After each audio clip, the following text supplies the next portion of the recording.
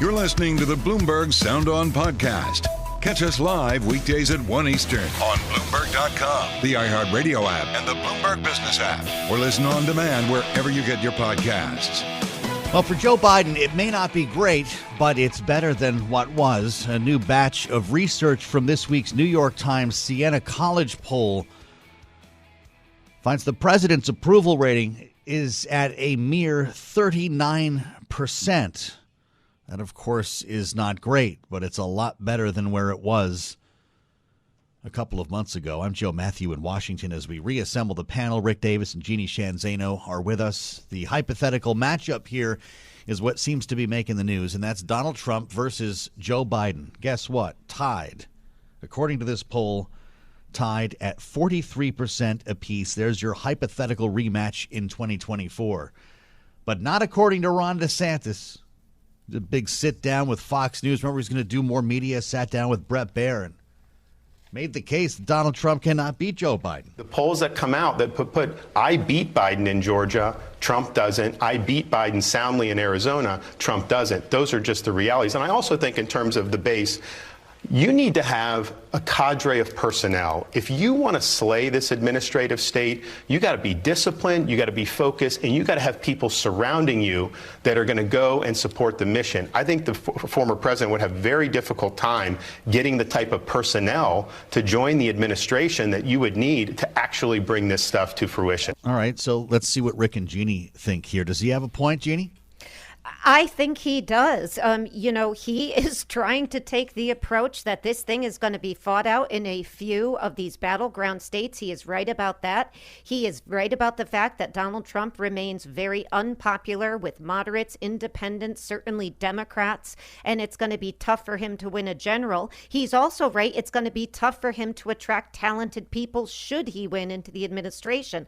All of that said, Ron DeSantis's campaign just seems to be having an awful lot of trouble at this point resonating with voters. And so I applaud them for trying to get more out there with the media. He's got to do that, but he's got a long way to go in terms of turning those numbers around with his own, GOP primary voters. But on the general election, he is probably on solid ground with a message that simply doesn't seem to be resonating with most of the GOP primary voters at this point. Of course, he's struggling, at least in the national polls, Rick, although even Iowa and New Hampshire polls, Ron DeSantis is far behind Donald Trump. Is he right, though, if he should somehow clear the hurdle, he gets in the general election, that he's actually a greater threat against Joe Biden? Because that's been the conventional wisdom. I'm just wondering where you are on this.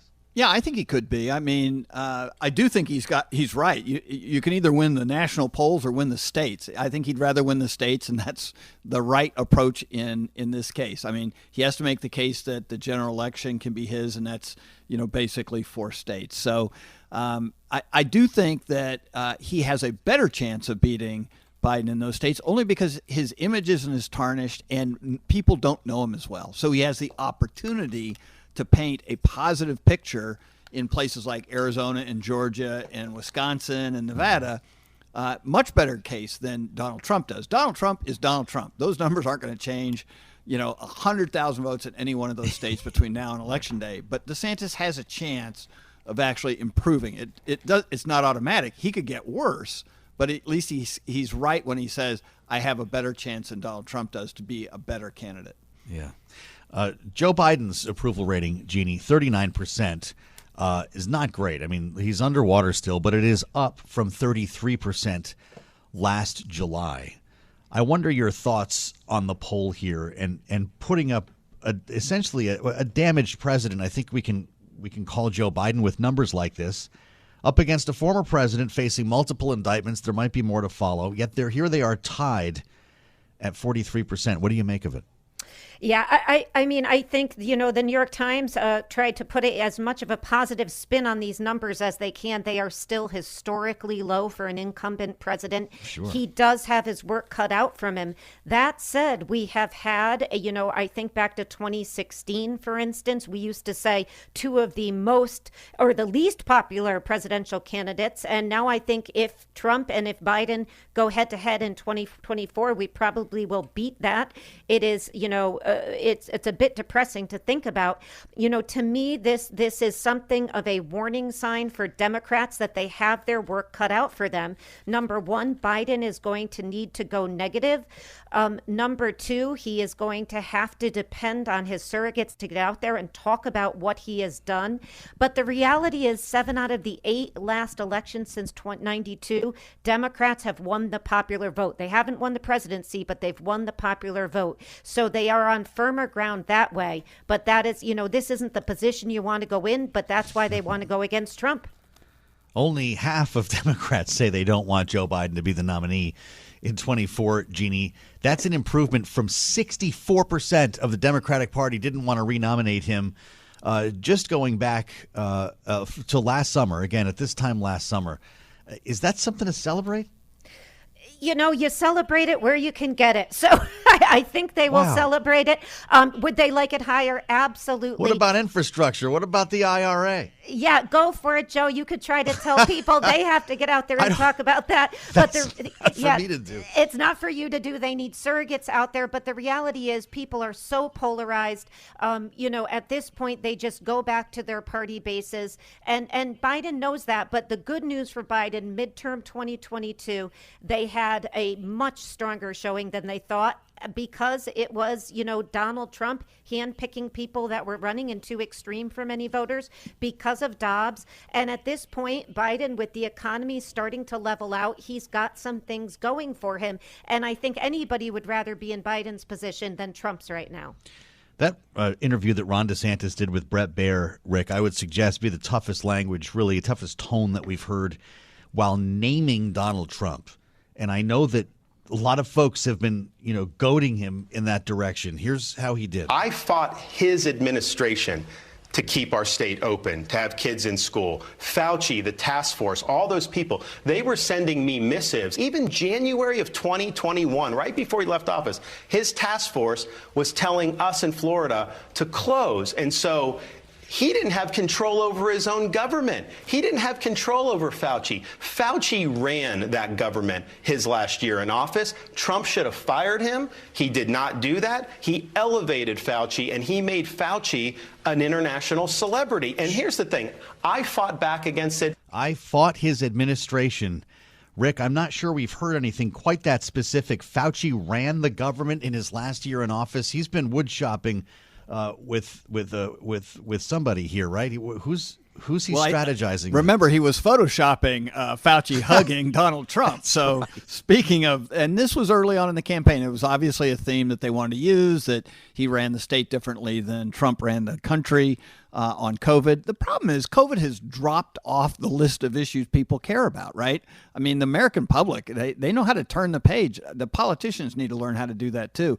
He needs to be talking about contrast with Donald Trump on things that actually voters care about. And one of them is an issue that he started with but has gotten off of, and that is winning.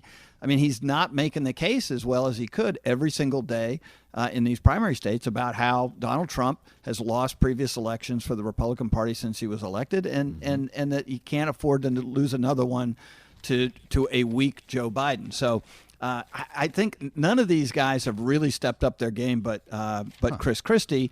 And we've seen some improvement in Christie's numbers in New Hampshire as a result of it. But they've all got to get the message that they only grow at Donald Trump's expense. I should have said workshopping, Jeanne. Do you hear a different tone in Ron DeSantis? Is he getting closer to the line, or am I just trying to find it somewhere? I've been stunned. This interview, the one with Megyn Kelly, I agree with Rick 100%. COVID is not something at the top of people's minds, particularly Republican primary voters. That's not the message. And I think the problem with the electability message is what we saw in the Siena New York Times poll, is that over 50% of primary voters think in the GOP side that Trump can beat Biden. So, it is a hard message for DeSantis to send. And I think that he's got to try to make a different case. And it is one that's really difficult to do because the people open to somebody besides Trump and the people who are never Trumpers have very, very different views on many, many issues. And he's having trouble sort of walking that fine line. What would you tell him to do? I only have 30 seconds here, Rick, but if you had to do the interview again, you'd say, Governor, here's what I want you to think about next time. Yeah, here be the 10 things that I'm different than Donald Trump on, and winning is 5 of them, and the economy and a couple other issues are right after that. I mean, you've got to talk about the things that primary voters care about, and they care about what's happening in the economy, and they care about what's happening around the country. Winning is 5 of them. That's why Rick is Rick Davis. With Jeanne, Sheehan, Zaino, of course, our signature panel with more ahead and some important news here on the Tuberville blockade as the Biden administration bites back. You're listening to the Bloomberg Sound On podcast. Catch the program live weekdays at 1 Eastern on Bloomberg Radio, the TuneIn app, Bloomberg.com, and the Bloomberg Business app. You can also listen live on Amazon Alexa from our flagship New York station. Just say, Alexa, play Bloomberg 1130. The headline from Bloomberg government, Biden jumps into fray over Space Command, picking Colorado. Probably the most underreported story of the day as the president chooses Colorado as the home, indeed, of U.S. Space Command, reversing a Trump decision to move the headquarters to Huntsville, Alabama. Likely fueling speculation that abortion politics played into the final decision. You don't have to spend too much time thinking about why. Alabama, of course, has restrictive anti-abortion laws. Colorado does not. And then there's that blockade from Senator Tommy Tuberville we've been talking about for weeks. Well, the Republican is from Alabama, protesting the Pentagon's policy when it comes to abortion. Remembering hundreds of military promotions have been held up by the Tuberville blockade, and he claims to have a lot of support in this effort. I got a letter of 5,000 veterans that sent in fully supporting 5,000. So talked to a lot of constituents, some against. Phone calls have been ringing, majority for. 60% of the people in this country were for not having abortions paid for, anything to do with abortion. 60% Republicans and Democrats. That was Tuberville talking just last week with Bloomberg News. He's out with a statement today, quote, as soon as Joe Biden took office, he paused movement of that decision. We're again talking about Space Command headquarters. And he writes, inserted politics into what had been a fair and objective competition, not because the facts had changed, but because the political party of the sitting president had changed, unquote. We reassemble our panel for their take on this. Rick Davis and Jeanne, Sheehan, Zaino, Bloomberg Politics contributors. Is this punitive action from the president, Rick? Well, I think he's right that certainly a Republican was in president, and it was when he made the decision to go to Huntsville a couple of days before he left office, and said himself, I single-handedly picked Alabama. Let's go. Right. And so, look, I like Huntsville. I went to the University of Alabama. Roll Tide. But the reality is presidents get to make these decisions, just like Trump made that decision. Right. Biden said, well, let's take a look at it. The Government Accountability Office said there were irregularities. And so they started the process anew. And shock and surprise, it's staying right where it was since 2019. So it's very difficult to uproot it at this stage. But whether or not the senators hold on 300 general officers in the Department of Defense had anything to do with this, I kind of hope so. I mean, we don't know that at all for sure, but it's about time that your actions had consequences on Capitol Hill. The decision here to pick Alabama did come at the end of the Trump administration, Jeanne, now being reversed. I learned today in our own reporting that subsequent reviews, including one by the GAO, scored Huntsville much higher than Colorado Springs. So what's going on here? Yeah, and we are hearing, these sort of different claims, many of them unsourced, some saying that General Dickinson was arguing against a move because it would jeopardize military readiness. To your point, others arguing in favor of it. The reality is this does pit the president against Coach Tuberville, as they have been for some time. And, the fact that the site wouldn't be open until the mid-2030s, the fact that the transition would cause upheaval upheaval and the fact that Tuberville is wrong when he says that things haven't changed. Well, they have changed, not just a new administration, but we absolutely have newer threats in the air. We have newer threats in space, as we just saw in Congress with the hearing, and we have a massive conflict in Ukraine. All of those things are impactful, and the president had to make a decision. He had every right. And so it goes to a place that voted 59% Democrat in the last midterm election. So be it. Well, Senator Bennett is certainly happy, but it brings me to some new polling today, Rick, from Gallup. And it's a headline that should jump off the page. Confidence in U.S. military lowest in over 2 decades. At 60% here.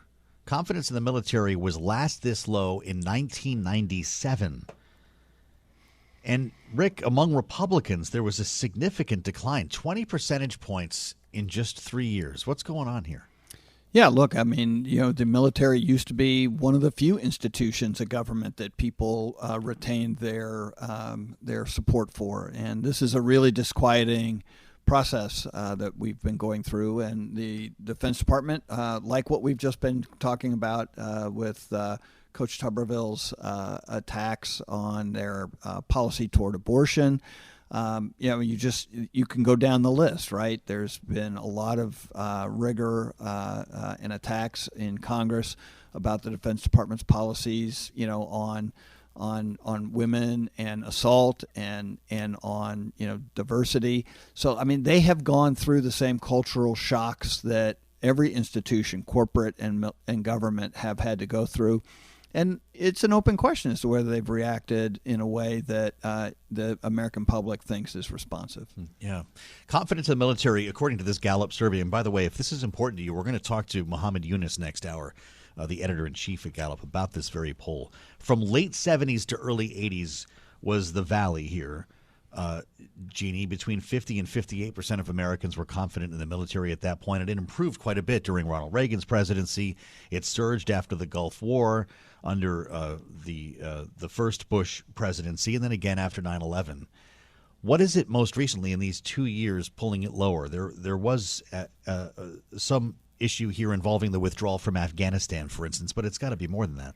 It does. I think it's part of an overall decrease in faith in institutions across the country, and quite frankly, not just in the United States, but democracies around the world. As low as 60% is for the military, you'd much rather be in the military than Congress, which is at a whopping 8%, newspapers 18%, organized religion 32%, police 43%. Institutions across the country, as I'm sure Mohamed's going to talk to you about, have been slammed.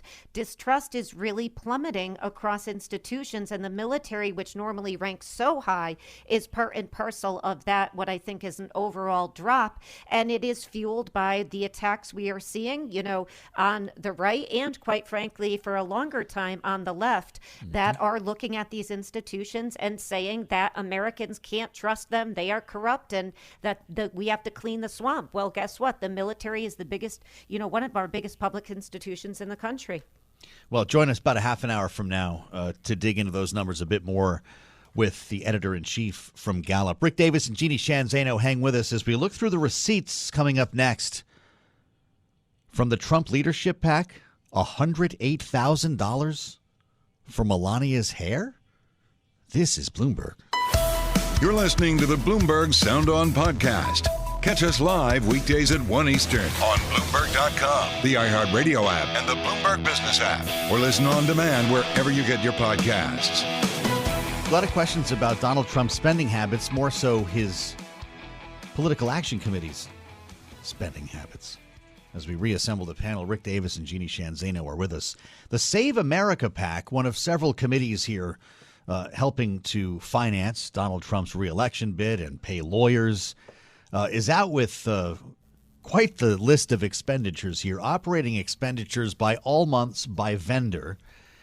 And some may not be surprising here, from thousands, in fact, millions on legal consulting. Just run down the list here. Legal consulting goes the first 20 positions. We've got legal consulting, research consulting, and now here's one, strategy consulting, at $108,000 $108,000. That's the one that's jumping off the page for some, because it turns out that $108,000 charge is going to Hervé Pierre Braillard. I hope I'm saying it right, a French-American fashion designer.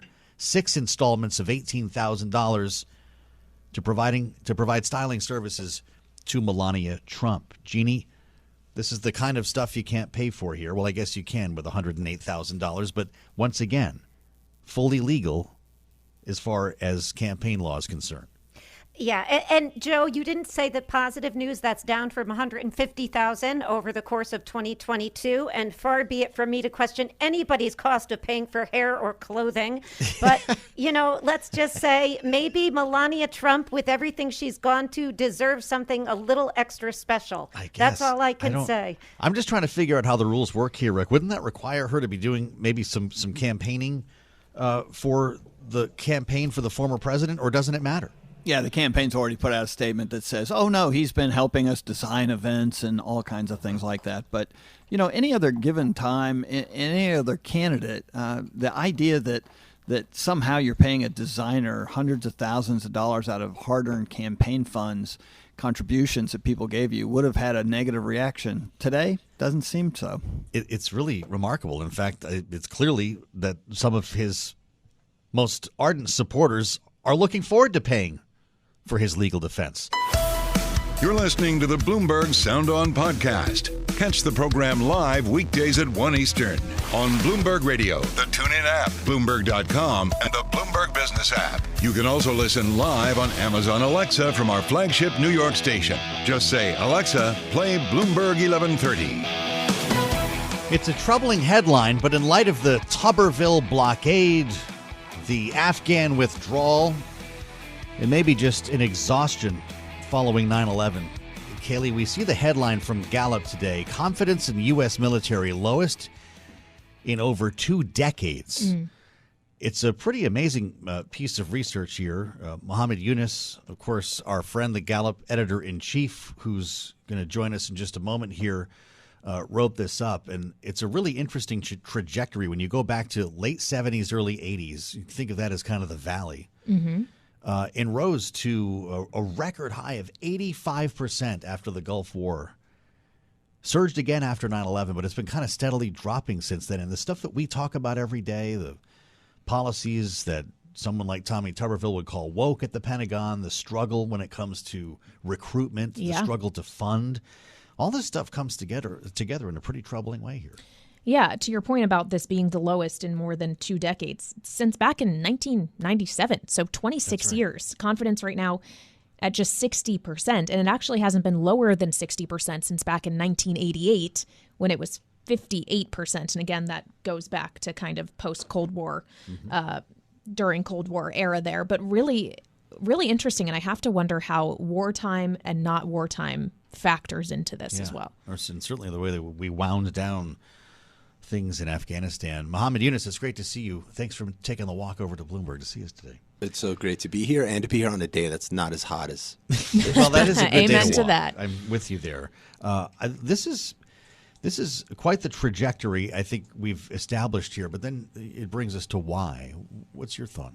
Absolutely. I think a lot of the things you both mentioned are certainly playing a role. The big shift lately has been among Republicans. And that really gets more to, Joe, what you were saying at the beginning. This decline certainly is part of that natural ebb and flow, and it goes back to 1975. You can see that clearly major security events and then the national response to them tend to really impact people's confidence. So the question specifically for our listeners is whether the respondent has a great deal or quite a lot of confidence in the military. But we also don't just ask about the military. We ask that same question about a series of institutions. And what's really notable here, in addition to the Republican decline, is that this is an institution that's really endured for the past 2 decades at least, as most other national institutions were in very consistent and clear decline in terms of public confidence. So when you see this record low, or not record low really, but decades low level of confidence in the military, it's yes, sure, all institutions are in decline. That's kind of what everyone says when we release the findings of these polls, whether it's the news organization. Well, everyone's in decline. That's right. But the military was one that was really holding on for a long time. And that's changing, and it's changing quickly. So you mentioned the decline in Republicans in particular. Does that historically track with who is in the White House, that if it's a Democratic commander-in-chief, that then the opposite party is less likely to have confidence in the military, or is there no real correlation? Kaylee, always with the best questions. So that's exactly what I was literally thinking about walking over here, because what has changed is that partisan tilt has become more pronounced. In the previous decade, so we're talking about back to 1975, really up until the Obama administration, a lot of our metrics didn't see a really dramatic partisan tilt one way or the other. So the question you just asked, Kaylee, the answer would quickly be like, no, not really. People are telling us what they think about the military. Right now, we don't really know, because when we look at how people assess the economy and a lot of these other metrics, we do see a partisan tilt. What'll be interesting here is that this Republican decline is happening at a time when we have a Democrat at the White House. When that changes, if that changes, it'll be really interesting to see where the Republicans will be on confidence in the military.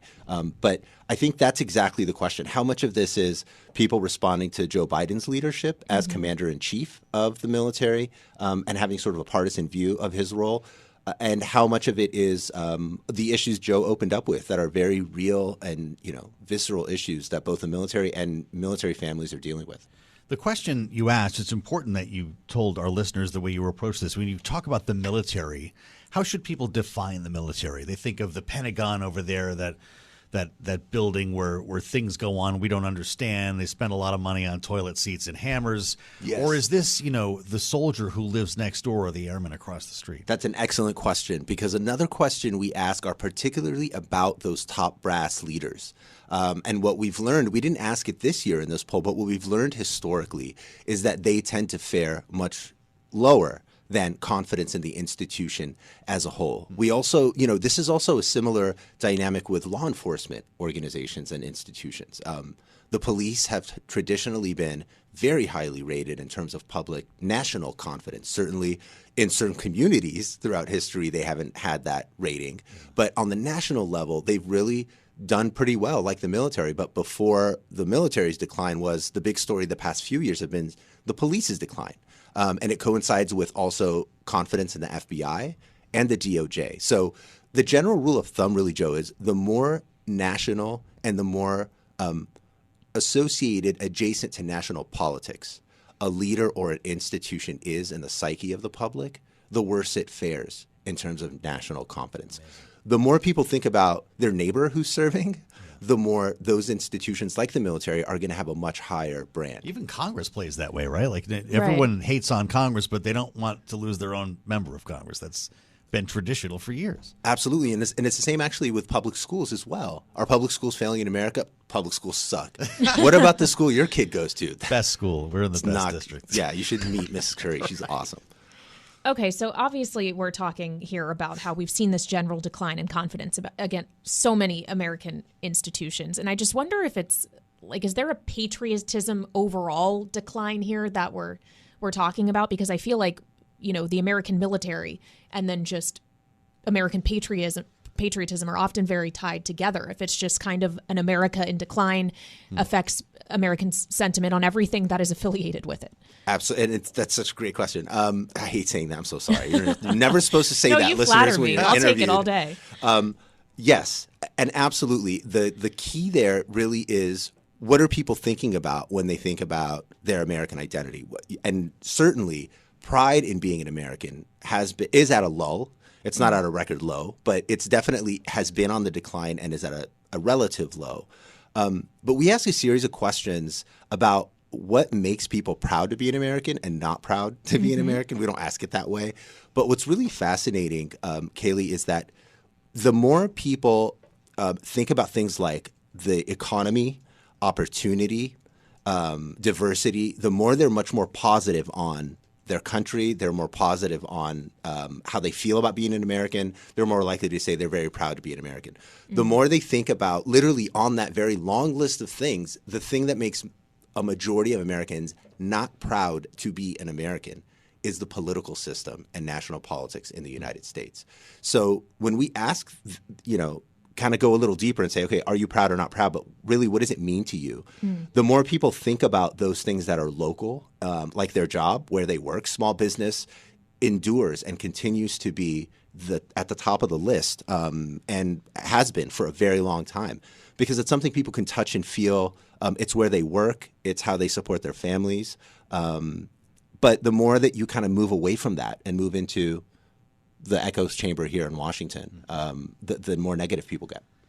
You mentioned the Pentagon or the military, quote unquote, in relation to other institutions. I realize that you've seen a decline here, but how does it compare to other institutions following the decline? Is there still a separation? Yes, compared to other institutions, it is essentially now in second place after small business. So we ask about 12 to 15 institutions a year. At the top of that is people expressing confidence in small business. They are also much more likely to express confidence than in the military and the police. At the bottom of the list are things like big business, news organizations, the criminal justice system, large technology companies. So at the top really has been the military and small business. And after 9/11, as you mentioned, Joe, the military was really, really at that very top of the list. It was around 8 and 10, if not more, Americans on average for several years had that view. I'm just looking down the list here, Kaylee. You just have this in front of you. Number 14 of most trusted institutions, television news. I'll try not to take this personally. 14%, followed by big business, and last, Mohamed, Congress. Exactly. And there's I think, always someone after us. and that's the thing to think about, right? Like how much of television news is about Congress, and how much we're ruined. How are people feeling about Congress? No, but this is such an important subject, because when you really think about it, and I totally stole this line from my mentor, Jim. I know you're probably listening. When you really think about it, it's hard to imagine the public regaining trust in any of those institutions before they regain trust in news and the information they get, and the institution that's supposed to hold those institutions accountable. All right, I wish we had more time. We'll do the whole hour with Mohamed. You're listening to the Bloomberg Sound On podcast. Catch the program live weekdays at 1 Eastern on Bloomberg Radio, the TuneIn app, Bloomberg.com, and the Bloomberg Business app. You can also listen live on Amazon Alexa from our flagship New York station. Just say, Alexa, play Bloomberg 1130. Congressman Adam Schiff is tweeting, Kaylee. This is a phrase, I'm reading this as a quote, direct quote. This is a phrase that is part of our lexicon, he writes, as the unforgettable character who first proclaimed those words. Live long and prosper. Yes, Leonard Nimoy, Spock. Yes. Now, we know Adam Schiff was running for Senate. He's a very busy guy. He's arguing with Kevin McCarthy a lot, but he's taken the time here to write legislation that would create a Leonard Nimoy stamp. Yes. Live long and prosper, the Democrat wrote in a letter to the Citizen Stamp Advisory Committee, as we read about in The Hill. Yes, which very aptly had the headline on this story, Lick Long and Prosper. Yeah, they really worked on that. Which is just a great play with words. For words. a long time. Now, I remember when the Elvis stamp came out. Yeah. And it was a big thing. Everybody ran out and stood in line. I got a sheet of Elvis stamps, and I couldn't tell you where those are now. I thought, well, maybe they all went out on letters. I'll retire on these stamps someday, I thought. But, look, there's been with Ruth Bader Ginsburg got one, Toni Morrison. Yeah. As I read here. Charlie Chaplin. Nancy Reagan. Why not Spock? Leonard Nimoy died in 2015, 83 years old. I'm really thinking that this is a good idea. Might bring Americans together. He grew up in the West End of Boston, or at least was born in the West End, grew up around the Back Bay of Boston. So to this day, if you go to the Boston Science Museum and see an IMAX movie, he reads the intro. Ah, very cool. It's the voice of Spock that echoes through the whole thing, which is kind of cool. Well, he grew up there, Joe, but as Schiff pointed out, he was the son of Ukrainian immigrants. Yes. And serves as a, quote, example of the American dream. He's found a lot of reasons to make a Leonard Nimoy stamp here, obviously. To go where no congressman has gone before. Thanks for listening to the Sound On podcast. Make sure to subscribe if you haven't already at Apple, Spotify, and anywhere else you get your podcasts. And you can find us live every weekday from Washington, D.C. at 1 p.m. Eastern Time at Bloomberg.com.